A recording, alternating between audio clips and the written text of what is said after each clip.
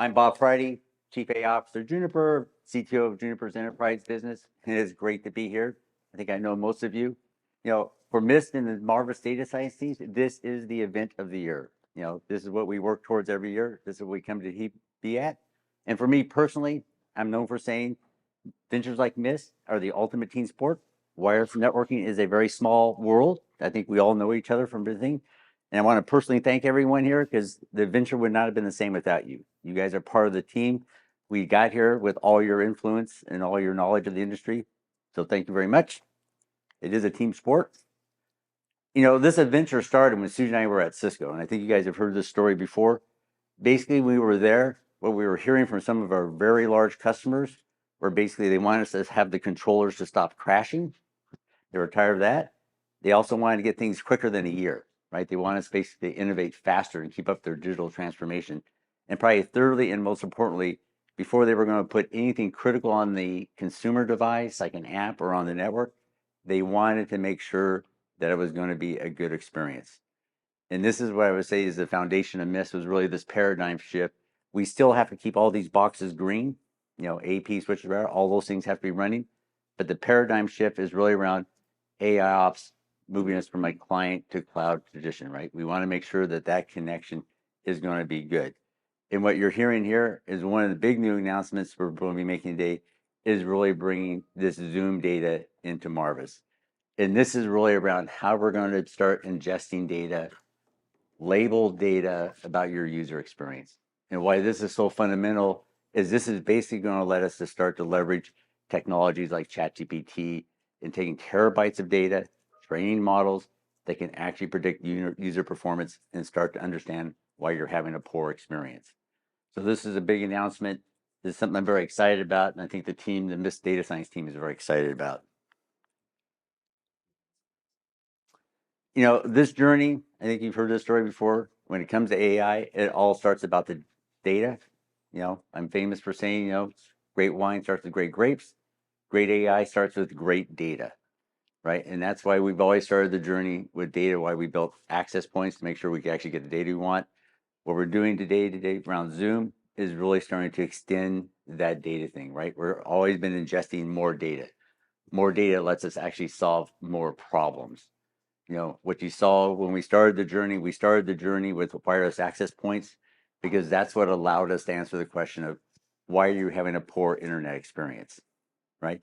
And what you saw us do at Juniper was basically extend that across the access point, the switch, the router. And when we got to the router, that's what let us start to answer questions about the application layer. And what we're doing with the Zoom data is now to start to answer questions, why are you having a bad Zoom experience? And when you talk to our customers, you'll find that usually that is in the top 3 support ticket problems, right? When you think about Zoom, Teams, collaborations, that's like the canary in the coal mine, right? That video application is probably the hardest application to run on your network. If anything's going to break first, it's going to be your real-time video collaboration experience. So that's what we're focusing on here, is really starting to understand that canary and getting data from it. Probably the second big thing in the data science, we all have access to the same algorithm, right? What makes a difference here is the data science team, and I think that is a time you see with Mist, that we've been working on this ever since Mist started. And what we're announcing this year is really an addition to the data science team. We've added new data members to the data science team, and one of that is really around observability. And we're going to be talking a little bit more about Shapley. And I don't know if any of you have heard of Shapley. This is really a technique to understand why a model is making a prediction. So this falls into observability and helping you understand that Zoom experience. Why you're having a bad Zoom performance. If you can predict someone's Zoom performance, you can now understand why that performance is either good or bad. And that is Shapley. That's what Shapley is doing for you. And then finally, on the conversational interface, for me, I personally believe the conversational interface is the new user interface for not just beyond networking, right? I think what we're seeing with ChatGPT, how we get data out of systems is changing. We all started our experience with CLI 20 years ago, took you to dashboards. Next generation of innovation is going to be these ChatGPT conversational interfaces. And you're going to see us integrating that in our conversational interface, making it easier for you to get information and get to the data you want quicker. And then finally, on actions, This is Sadir's favorite part. Bob, forget about all this fancy math. It's all about what can you do with it, right? And this is the self-driving piece, and we'll have 3 new announcements on how we're helping the self-driving part of Marvis going forward. So up to today, what you've typically seen is in Marvis 2 key components, right? There's been the conversational interface around troubleshooting, helping you get to what you're seeing in the network. And that starts with what we call AI events and insights, right? You always have had access to the raw data. That's where it starts, taking these raw events, using AI to get them filtered into something more actionable. Conversational interface. Marvis Actions has been the self-driving piece of Marvis. This is what it actually lets you basically start to offload your functions, right? This has been the bad cable story, self-driving RMA tickets, where you start offloading responsibilities to Marvis. The new piece that we're announcing today is around this user experience continuous learning. This is where now Marvis will be taking data continuously, real time, from your public cloud apps, Zoom, Teams, video collaborations, continuously watching that user experience and using that label data to basically build models and predict. Because once I can predict your performance accurately, I can now understand why you're having a bad experience. So that is the power of AI ML and using terabytes of data to actually build models that actually can accurately predict events. Question.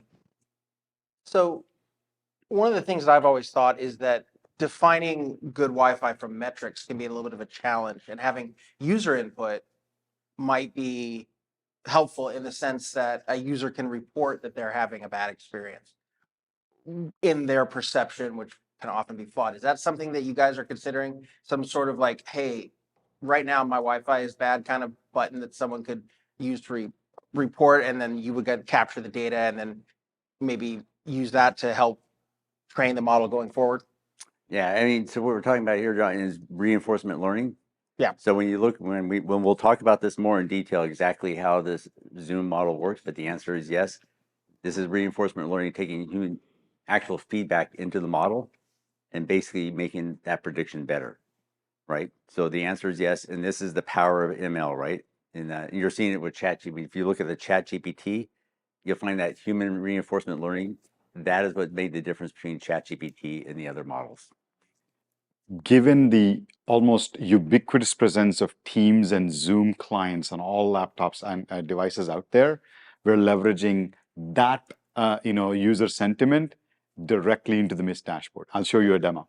Yeah, so instead of pushing yet another agent that they have to download and say if Wi-Fi is good or bad, every Zoom call, every Teams call, usually we don't click that happy 5-star button if we are happy, but when we don't like it, we definitely click it, right? When we have a bad call. So we're leveraging the installed base of clients out there to actually provide this what's pushing a net new client. And if I live long enough, John, you're going to have a little Marvis thing on your Zoom call someday. Okay, so that is basically a new fundamental component to Marvis. This user experience feedback component. This will be something that will be running continuously in Marvis going forward. Now, this is my AI slide. What I try to tell people is AI is a concept. It's about the next evolution in automation. We've always been doing automation with scripts. AI is just taking that automation to the next level of doing things on par with humans, right? And when you look what's going on, when you try to do that, it's not just one algorithm like that self-driving car. These are all the algorithms that are under the hood of Marvis, right? And these are the benefit when you actually go down and actually look what's going on. It's the upper right-hand corner that's disrupting, right? The algorithms down here in the machine learning, this is stuff we've been doing for 20, 30 years, all part of the picture. But what's going up in the upper right is what's transforming the industry right now. Transformers, right? You see what's happening. Those were introduced in 2017. That's what's the underlying technology underlying ChatGPT. The LSTM models, those are the models that basically let us get anomaly detection to be reliable, right? That was our journey around how to get anomaly detection to generate fewer false positives. So this is all a key part, for people in the networking world on AI. The mission here is AI is the evolution of automation. There's a lot of moving pieces going on underneath the hood. The other key part, I think I've re-emphasized before, I don't think people fully appreciate, is yes, as Sujay reminds me, when we left Cisco, I wouldn't say we didn't have AI in mind. What we had was real-time operations. How do we help with real-time operations? AI came in later. But the other key part that when we left was really organizationally. You have to get the data science team connected into your support team. And when you think what's happening with cloud AI, once we take all the data to the cloud, our support team is a proxy for our customers, right? The fewer tickets our support team sees is basically the fewer tickets that our customers see. And so when you see it miss, and I would say this is probably one of the biggest differentiators at Miss, and I would challenge anyone to talk to our competitors. If they're not using their own AI tool in their own operations team, they're not there yet. This is part of the journey. And we've been on this journey since 2018. What functionally, what does that lower bubble mean, right? Do your customers talk to the data science team directly? Like what does that actually mean? So what this actually means is there's a person, like a person named David at our support team. Our customers talk directly to David J, right? There's a connection right there. When our customers have a problem, they call up David J. Now, David J meets with that data science team every week, right? So every week they go through all the tickets and they figure out which tickets can actually AI help with. Now, those customers, we meet with these customers probably once or twice a year, and they talk to us directly on what they tell Sudhir what they want every year. So what that means directly, those customers talk to us twice a year. Those customers talk to David J daily. Weekly, David J talks to that data science team weekly to go through all the support. And I'll be honest, when Bob first put this concept out there, it didn't feel big. It didn't feel, okay, what's the big deal about this, right? So, but if you go to the next slide, today, after 5 years of every week, looking at every ticket that comes in and saying, did Marvis have an answer? Did Marvis have the data? Did I have to go into the cloud? Did I have to go into the back ends of the cloud? Or do I actually have to go to the AP to get data? Those are the 5 categories here. By virtue of putting every ticket through that standard, we were able to continuously try and focus on making Marvis have the answer, right? Just it's a organizational focus on every ticket that comes in. So technically, as a proxy, our customers are talking to us with every support ticket they open. And I would tell you up here, this top color up here, this yellow cover, that represents how often the support team had to go SSH into the AP or the switch to get data. And so when you're on this journey, the first thing you have to stop is all SSHing, right? You need to get the data to the cloud. Whatever problem you're trying to solve, the data wants to be in the cloud if you're going to solve it with AI. And I would tell you, most of our customers saw value, forget the AI piece, they saw value in the cloud. Just getting the data to the cloud was a real innovation, because now once it was data in the cloud, they could solve the problem themselves once they had the data where they needed it. So that's the first part of the journey. You see, it took it a while to get that done, right? It's culturally hard to stop people who've been SSHing into boxes for 20 years. It's hard to tell them to stop that, right? That you had to stop that. Then plus we had to get the data. With that by itself, it's hard to get the data out. So Bob, I have a couple of questions.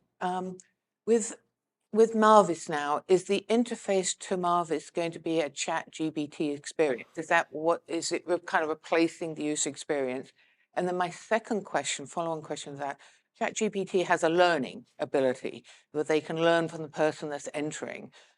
Are you now going to start capturing knowledge and information from your customers? And what are the implications of that?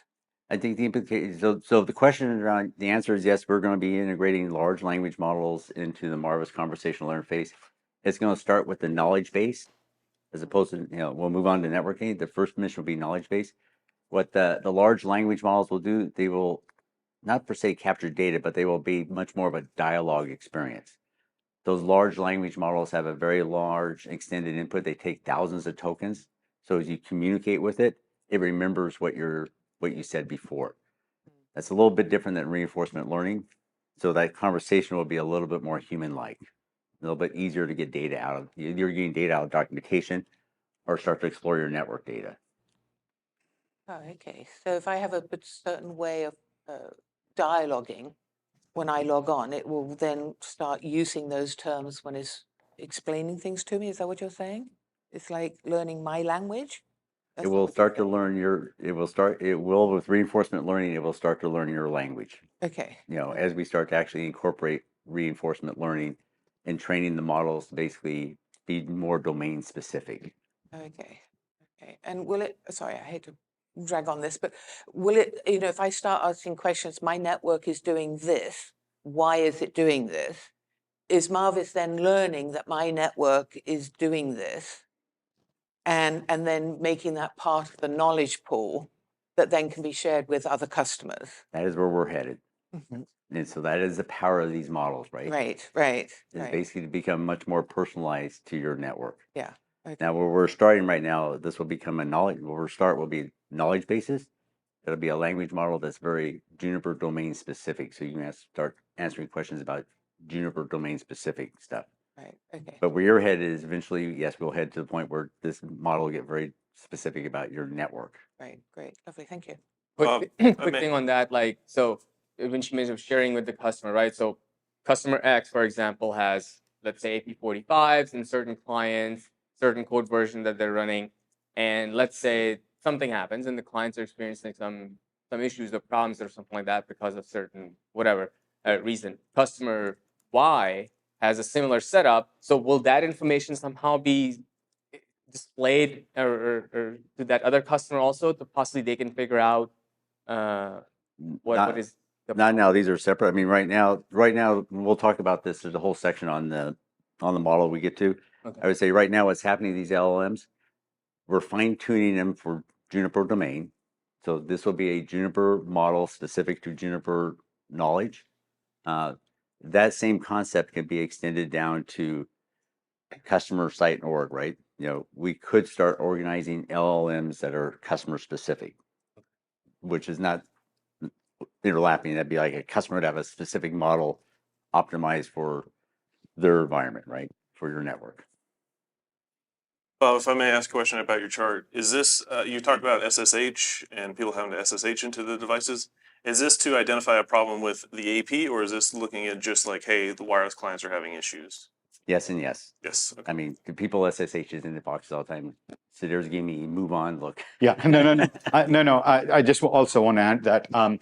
Yeah, so basically, these are support tickets as they come into our support team, right? Just anything. Hey, an AP can't reach the cloud. My users are having radius issues, and I looked at radius. Everything looks okay. Can you help me? Just anything, right? People are complaining about Zoom calls. Every ticket we put through this measure, and so what the green is saying is, when we mark a ticket green, that means Marvis actually had the right answer. Blue says Marvis had the data. The answer wasn't, exactly what a human envisioned it to be. And so the grading goes like that. And the interesting thing is, if Marvis already had the answer, why couldn't the customer self-serve themselves, right? And so they do. So each week, the problems become harder. Each week, if I solve it, customers can self-serve, they're not going to open a ticket. The next week, it's the different set of problems. And so this will be a journey that will continue to be going up and down like this, because harder and problems are harder every week. I mean, you can see things you can see we still SSH it. There's still problems we find that they have to go into the AP or the switch or something to find out what's going on. Ideally, you want that to be 0. You want this green to be way up here.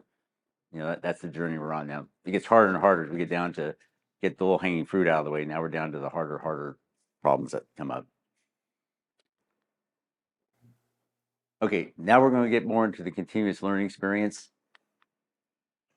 I want to go a little bit deeper before I hand it off to Steer for the demo. If you look what's happening here, what we're doing here is we're taking real-time data from Zoom. This is session data, per minute session data we're getting from Zoom. We're joining that data with network features. Now, this by itself has value. Steer's going to give you a demo. If you now want to go look to see what's going on with your Zoom performance relative to network features, IT teams will now have access to both Zoom data and network data on the same graph. That starts to help IT teams start to troubleshoot problems when they get these Zoom calls in. What we're doing here more specifically, though, is this is where we're leveraging ChatGPT. We're taking these deep learning models, we're taking terabytes of data. We are now training a model that can predict your Zoom audio, video latency, your Zoom performance. Now, once you get that accuracy up there, and we're getting down to like, I can now predict your Zoom latency plus or minus 5 milliseconds 90% of the time. Think about like going to a circus and trying to guess someone's weight. You know, how accurately can we do that? The more accurately I can do that, I can now use these techniques called Shapley.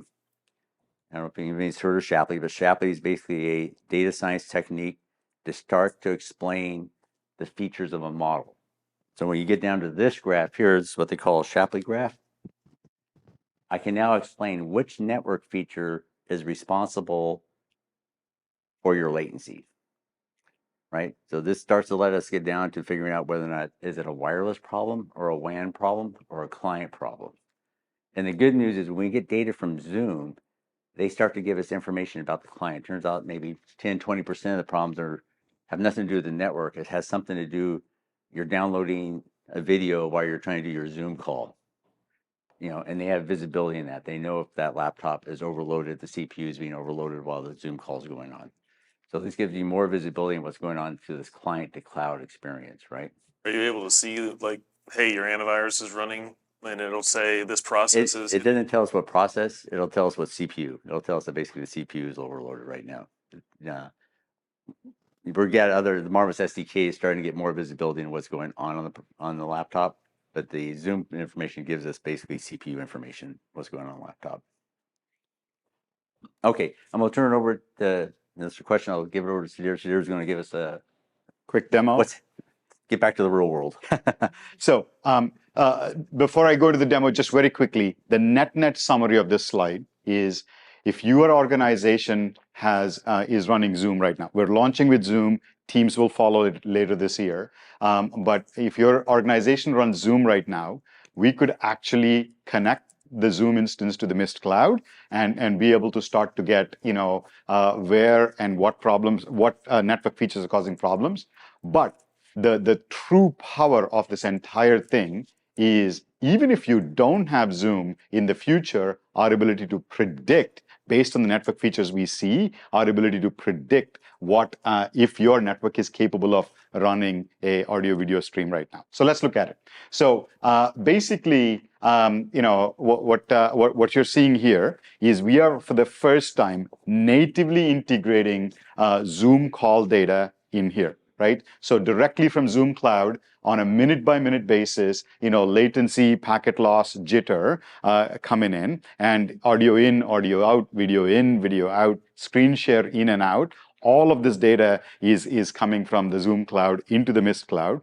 And average WAN latency here is the network's assertion, right? Now stacking the network's assertion of what the latency looks like and to Zoom's assertion of what latency they saw from the client to the cloud, right? Connecting these dots and be able to actually then take you to prediction. We're going to put our homework there. Our prediction of what we thought the Zoom call should have done versus what it has done, right? And this is what Bob's talked about in Shapley. And what Shapley has done here is be able to basically, show you,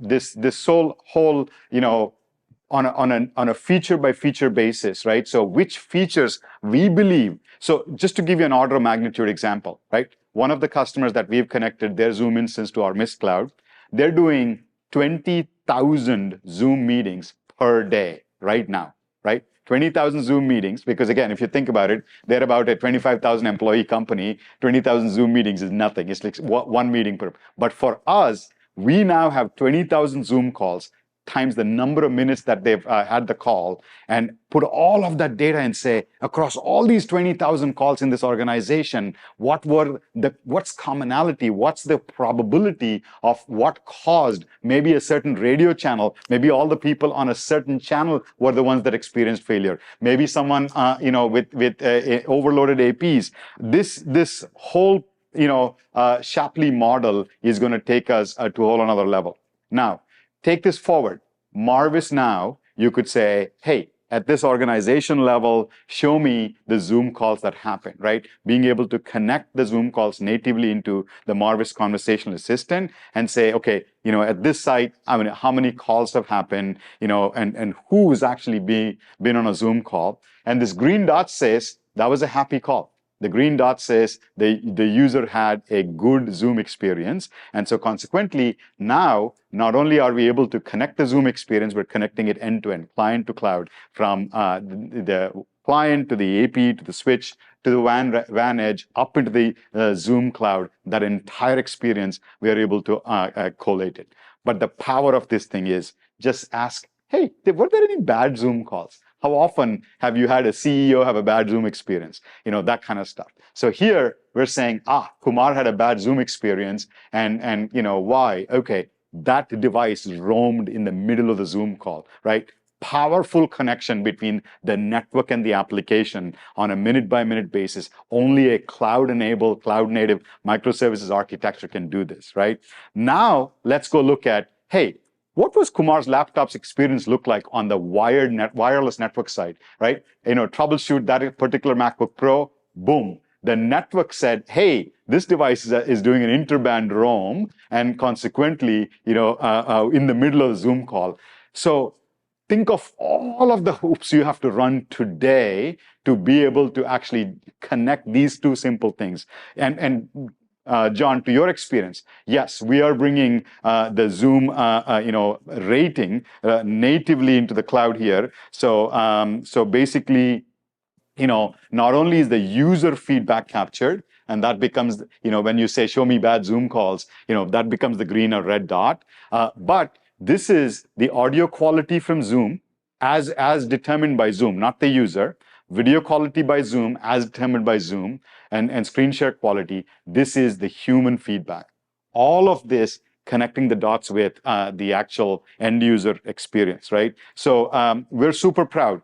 For two reasons, I think we are super excited. Number one, it just makes Wi-Fi troubleshooting for these types of applications easier. That's the low-hanging fruit. That's the low bar. The reason I'm most excited, this is for the first time we're getting real labeled data for machine learning models to actually have at a granularity that matters on an every user, every device, every Zoom call, every minute basis. This is labeled data. If you think of what ChatGPT and that team has done, OpenAI, its labeled data is the power of that thing. So, Bob, with that, let's talk about LLMs. And I would say, for those who want to actually go down the rabbit hole in this, the Mist Data Science team is here today. So during the break, feel free to, you want to learn more about Shapley. It is a very cool thing and actually how it actually works. This is the other cool piece we're looking at. Is you guys all saw ChatGPT. This is basically, I think, if I have any AI skeptics left, I think it's starting to get my skeptic crowd. Guys, this guy is going to make a difference. We have always been a big fan of conversational interface. We are going to integrate LLM into our conversational interface. What the blue shows you is what we've had up to date, right? It's been mostly around NLU, right? We've been able to take your questions, understand the intent of your question, and try to answer it. What we're adding in the green, so that's what we had today, that's what we've had since 2017. What we're announcing today is what's in the green. And when you look at these LLMs, there's two approaches to them. One is basically what they call prompt engineering, where we do a semantic search, take that, and basically try to get an answer out of this. And this is what prevents hallucination, right? So what we're doing here, we're not going directly to ChatGPT. We're basically taking Juniper documentation, indexing it, and then prompting the LLM to give us an answer for you. So what you're going to be seeing going forward from today is basically, in addition to just getting docs, you'll now get a natural language answer. So this is basically NLG. So we've had NLU for years. What we're really starting to add is NLG. Now, what you look forward in the green going forward, dialogue data exploration, as we start to fine tune these models, either the OpenAI model or the open source models, this is where we can start fine tuning these models even down to more specific problems. And so we'll start fine tuning models for more Juniper questions. that can eventually be taken down to we can even fine tune models for customers, right? If we want to get the models to be very specific to a specific network, you can fine tune these models and train them on a specific network, the customer's network. So this is what I'm excited about this, Question. As the documentation is the input for the learning model, are you going to review and update the documentation as well? Sadir has promised 1,000 documents by. So the question, Raymond, is are we improving our documentation to augment all of this AI?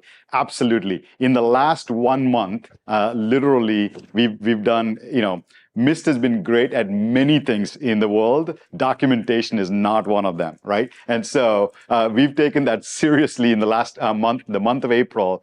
Significant progress on all of the realms, wired, wireless, WAN edge, all of that kind of stuff. Yes, and it was a wake-up call. Every video on Mist, we now transcribed so that the LLM models can consume the transcript and don't have to consume a video per se. So yes, absolutely, major investment for us. Sadir has seen the light. LLM has brought a big light to documentation because yes, for AI you need data. LLM, the documentation is fundamentally the data. That data's got to be good, garbage in, garbage out. So we got to get that data cleaned up and actually make sure that the content's there that answers your question.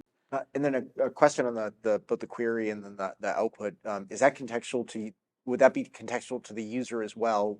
Would the Peters of the world get more deeper technical information versus like a Tier 1 help desk tech? Let me think about that. Is it contextual to the level? Yeah. Level. So if you've got Peter having a question versus a help desk tech having a question, does Peter get more information than the help desk tech? The answer is no, not now. Though you can train it. That's what the fine tuning. We could train fine tune for either a new person versus an experienced person. Mm-hmm. That is possible. It's not being trained to do that yet. It is trained right now. Right now, it is contextual in the sense that it's contextual to the equipment that the customer owns. If the customer has switches and routers, we won't answer data center questions unless they have data center equipment. And so we try to make sure that it's contextual into what the customer actually has running in the network. So building on that, because it is learning theoretically, like ChatGPT does, it learns over time. Will it kind of predict what I want or what's being asked of it in certain circumstances? So it kind of diving deeper, getting more information that might be relevant to the asker. It's sort of building on that last question, which I'm guessing it doesn't do yet. But if I always ask it X followed by Y. Yeah, I would say, the LLM model itself is basically just a pure probability predicting machine. It's not personalized to you per se. It is personalized to how you create prompts. And so you can learn how to get it to answer questions in different ways. So I would say that, you look at it, it's really a big probability model. It doesn't know who you are, but it is sensitive to the prompts. In that sense, it'll feel like it's personalized, right? How you prompt and ask questions. I think the 3 things I'd like to kind of take away from is, what you have today, NLU, conversational interface, that's what's there today. What we're announcing today is summarization of public documentation. What you're going to start to see from us is a much easier way to get knowledge out of the Juniper knowledge base with Sadir's new documentation initiative. What you're going to see us head to is basically to more personalized, fine-tuned LLM models, and down to we can fine-tune them either to Juniper or fine-tune them down to the company org. So a quick question. I'm seeing a potential for this to help with the documentation issue as well, because with the Mist product, it's updating all the time, and therefore I think that's the challenge of keeping documentation. If I ask this a question and it tells me to do something, go somewhere, and that doesn't work, can I say that didn't work? And will that therefore be able to provide an input back into the documentation to say the documentation was wrong and therefore update documentation? Yeah, that reinforcement learning algorithm, the answer is yes. Now we're starting with our support team because our support team represents you, but that will also be customers. Customers can give us feedback that will go back in that reinforcement algorithm. And the short answer, actually, if you go to the next slide, Bob, Peter, is this Dialogue gives you that opportunity to. So what we're launching today is a one-way summarization, but where we are headed is the dialogue that says, I don't like that answer. Just like with ChatGPT, you get 5 answers, you could choose which one. That is where we want to go, right? We want to learn from our rich user data set. Yeah. Yeah, because I think that's important, because it's something I found is that, an answer may have been true a month ago, but it's not necessarily true today. That's right. That's right. Yeah. And also to Chris's point, I think personalization could be very, very interesting, right? So thank you for that. And here's a very, very quick view of what the ChatGPT integration into the Marvis Conversational Assistant could look like. Essentially, the idea is you ask a documentation question. We are now polling that prompt creating using Juniper context and asking of the question off of the ChatGPT and bringing the answer, right? Previously, like Google, we would throw up a bunch of links, but now we have summarization. This is what is new. There's immense potential. This is the very first step in a very rich, long journey that we are ahead of. What we are proud of is in 2017, when Bob told me we're going to launch conversational assistants, and everybody, competitors tweeted saying, "Oh wow, look at these guys! Can't build dashboards, now building conversational assistants." We were 5 years ahead of ChatGPT. That rich data, that the framework and the microservices cloud architecture we have built, we feel is just hand in glove to what LLMs have brought for us, right? So we're super stoked about the possibilities here. This is the early rendering of this. How far are you going to take the end user education side of that conversation? Because if somebody continues to ask, at some point they're going to run out of your documentation, right? If somebody says, "Hey, explain to me what the OSI model means," That's right. That's probably not in Juniper's documentation because you expect everybody to know that. At what point are you going to stop supporting those users and say, "Sorry, you got to go somewhere else for that answer," or are you going to lead them with external resources to Wikipedia or some garbage like that? So yeah, so if it's not, and I'll be careful, if it's not in our knowledge base, we will go to ChatGPT. Because if you look at ChatGPT itself or GPT 3.5, it basically can answer junior network engineering questions. I mean, if you look Mostly, yeah. closely. Yeah, I have a question. So when I use ChatGPT, to summarize anything, it kind of mixes up the data. How do you secure that it doesn't mix up the documentation for your products? I mean, so what we're doing with the prompt engineering, when we're doing semantic search on the doc searches, the answer is limited to our documentation. Now, there's still issues of it can still kind of mix up, even so it's not going to hallucinate. It's not going to pull stuff off the internet when we do that. No. But still, if I have like a thread of 3 videos transcribed, it will mix them up. So it will change like company names or titles and stuff like that. Yeah, there's still when we feed in the prompt into the LLM. Yeah. Right now we're looking at feeding in one document at a time. So, but it can still pull parts from the top of the document to the bottom of the document. The reinforcement learning is what's going to fix that. Okay. So if you look at the training the model, there's the first piece of it is self-supervised. Reinforcement learning, what we're doing support team will start to eliminate that type of problem. Okay. And that's the full loop of training these models to get better answers.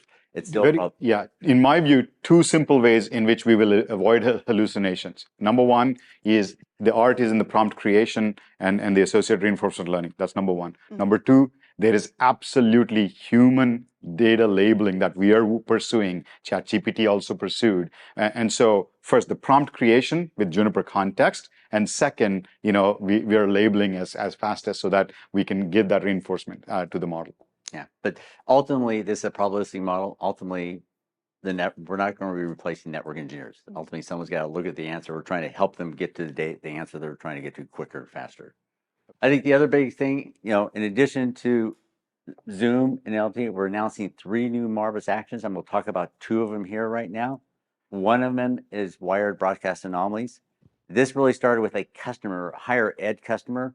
He was deploying a network. Turned out he was deploying a very flat network. I think he got up to 3,000 or 4,000 APs, and all of a sudden the network crashed, right? So what we've done now is basically put in a model that looks for broadcast storms. multicast packet broadcast storms. So this is an extension of our LSTM anomaly thing. And this is where LSTM models have actually made anomaly detection useful and practical, where we have very low false positives. If you look what's going on here at this piece of the puzzle, what this model is predicting is really distribution functions. You know, when you think about ML models, you think about them trying to predict a single point, like your age or your weight or something, right? The fancier these models get, they're not predicting just how many multicast packets you're going to have on the network. They're predicting the distribution, right? And this is what's allowing us now to basically detect these broadcast storms before they bring your network down. So in that use case there where, you know, they kept adding APs, you know, if they had had this, they would have known that you guys are having a problem, right? Your broadcast traffic is getting up to a point, heads up, something's about to break. So we're very excited about this. This is yet another Marvis action. This will basically prevent your network coming down or give you heads up that you're about to have a broadcast, you know, you're reaching capacity problems. The other quick thing we're looking at here, this came from a customer where they had video cameras. They basically had video cameras getting stuck on the thing. It was either the switch was getting stuck or the camera was getting stuck. And they wanted a model that basically we could detect anomalies on the actual port. Whereas before we're detecting network-wide broadcast storms, here we're down to actually detecting a port is in trouble. And so this is detecting, you know, video cameras. You know, all of a sudden the video camera traffic has stopped. Now, the rumination that is either we reboot the port or reboot the camera. So this is another little action that's coming down for people who are actually running big networks with a lot of video cameras or devices that may have to be rebooted on those devices. And when you look at here, the thing here is this is basically a tribute to the team. You know, these are not, I would say, fancy deep learning. These are regression models with a lot of domain expertise that have been built with a lot of work with the customers.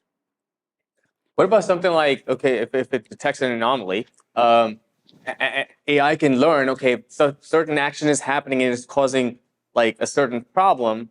Well, instead of me having to just constantly do it, well, let's just do it automatically, right? Maybe if it's like an approval button or something like that. So it just happens automatically, send a notification, hey, this is what happened, and we just bounced your port for this camera, for example, or that device. And I think that's the Marvis. I think we're getting to the point now, you know, if you trust Marvis enough, we'll just reboot it for you. You know, you give us permission, we'll reboot it. And then Cyril will give you a quick demo. Yeah. Ali, I think in general, that's where we're headed. It's capable today, but people also still have consternation on don't touch my ports, right? And so it's very capable. That's why what we do is some of the customers that have done automation, as an example, you know, we'll talk about what launch we did with ServiceNow in the partnership, where they'll take these Marvis actions as webhooks. They will call an API to actually do the port, but in their control. So then they could get an approval email and saying, would you approve this action? This is what Marvis detected. So completely automated, meaning Marvis detected the action, webhook went to ServiceNow, created the approval. Someone said just, okay, approved, boom, it takes the action. That closed loop today, many of our customers do. Right, and that's where, you know, the real-time webhooks notification is super helpful. This traffic anomaly, again, we follow our support tickets, right? As you saw, every single support ticket, we're looking at what's causing a lot of the pain out there. This is basically us looking at any abnormalities in multicast broadcast relative to what is out there. Seems very simple, but if you think about it, at the scale of Mist, millions and millions of APs deployed and switches out there. Every port, every minute, the cloud is watching for abnormal traffic, non-trivial problem. No one in the industry is actually looking at traffic at the level we're looking at and running anomaly detection every user, every minute, every port, every minute. It takes a real cloud to be able to do this. In the spirit of moving forward, Bob talked about and Jeff Aaron talked about Marvis Client is a big deal for us. Marvis Client is actually our SDK. We've had a Marvis Client SDK for Windows and Android, one of our large customers, you know, thousands and thousands of Android devices deployed with Marvis Client out there. Today, we're proud to launch the Mac SDK. So essentially, Marvis Client, you know, if you are an enterprise that issue MacBook Pros to your employees, you could push out this Marvis client out there and get additional data, very interesting additional data, just removing some steps, right? This is, something that you have to manually put together on, hey, what was the driver version, radio firmware version of that device? Simple stuff that you can know. If you push this out there, boom, Marvis is always learning and collecting this data, right? Where this thing becomes super powerful is when you take this user and say, okay, I have a Marvis client on this user, and that Marvis client is streaming data. Now put that in the context of, hey, I know what the AP is seeing from an RSSI perspective. What's the client view of the RSSI? We're talking about real clients, actual users, actual impacted users, being able to put them side by side and see, the data from the client and the data from the AP. Now, let's take this to, in my view, one of the coolest renditions in the Mist conversational assistant in Marvis is seeing the roaming picture of users, right? And so put the Marvis client on a MacBook Pro. You not only see the roaming picture from the access point side, what the AP sees, but more importantly, the client side view of the RSSI every time a device is roaming, right? Super awesome being able to see all of this put together side by side. Now with Mac and Windows, obviously iOS has their restrictions, hence there isn't an iOS agent per se, but Android, Windows and Mac, we're open for our customers to start to try this, right? Super cool. Now, the next piece I want to go to is Marvis as a member of your team. This is another really cool addition where you don't have to actually log into Marvis and the Mist dashboard. But what if Marvis is an app on Teams, right? That you could add and literally add Marvis as a member of your Teams channel, right? And so we're introducing Marvis as a member of your Teams channel. And so what you could ask the Marvis Conversational Assistant, you can now natively ask in Teams. Literally at Marvis, yes, please. So that means that people that I don't trust with dashboard access can still ask Marvis questions through Teams, which we all use already anyway. If you add them to a team that you have added Marvis to, if let's say someone else, let's say help desk, with their own API token, with their own access, has access to 2 sites and only observer access, that's all they'll see, right? But they can still add Marvis as a member of. But we can add it to a team and invite users. Invite users to it. Yeah, they can talk to Marvis. That's correct. Without ever having to worry about getting access. Absolutely. To the dashboard. Absolutely. Oh, wow. Absolutely. Yeah. You could basically say this is a Teams channel locally, and I'm just saying Marvis, what's going on, and this is a Teams channel with me and my colleague here. And we're talking to Marvis together based on me adding Marvis into that Teams group, right? So really powerful stuff. And with that, I'm going to just finish off with the impact Marvis has in the real world. And so I'm going to rapid fire through this. We deployed Marvis at a retail store. They have a retail store network, 4,000 retail stores. 1.5 million Ethernet ports being watched by Marvis. Out of 1.5 million Ethernet ports, Ali, this goes back to 400 of them were constantly flapping. They were flapping for years, causing DHCP. Every time they reboot, they get DHCP, connect radius, reboot. Get DHCP, connect radius, reboot. Constantly. 1.5 million ports, 400 ports constantly flapping. They had no idea happening for years with their previous vendor. The moment Marvis and Wide Assurance came in, we were able to show visibility. In a very large university in the Northeast, Marvis showed them capacity constraints, right? Being able to, out of 10,000 AP deployment, we sent people, because Marvis said you have a capacity issue, we sent people to 7 places, right? 10,000 deployment. A very large technology manufacturer, they said, no, I don't trust this. I don't believe Marvis can detect bad cables. They had Juniper switches, 100 switches in a factory running for 800 days. We said, okay, if they said, if Marvis is this hot shot, I have Juniper network right now. Let's go try this. Literally, without rebooting the switches, upgrading code, none of that, just connecting it to the Mist cloud, those 100 switches, 4 out of 100 switches is 5,000 ports, let's say, 4,800 ports. 4 out of 4,800 ports had a bad cable. They walked that cable all the way to the end, and the user said, for the last 3 years, my Wi-Fi was more reliable than my wired Ethernet, right? This user had a bad cable for 4 years, they didn't know, right? So Marvis truly is impacting user experience. This one is a favorite one for me. A very large financial institution, a top 5 financial institution in the world, is migrating 60,000 access points from their existing vendor to Mist. In the very first deployment, Marvis saw a radius outage that prevented a massive outage for them on the radius side. So on and on, very interesting stories. Wes is going to go through some of these as well. But that's the Marvis section. Hopefully, you saw a lot of cool new innovation, and we're just scratching the surface.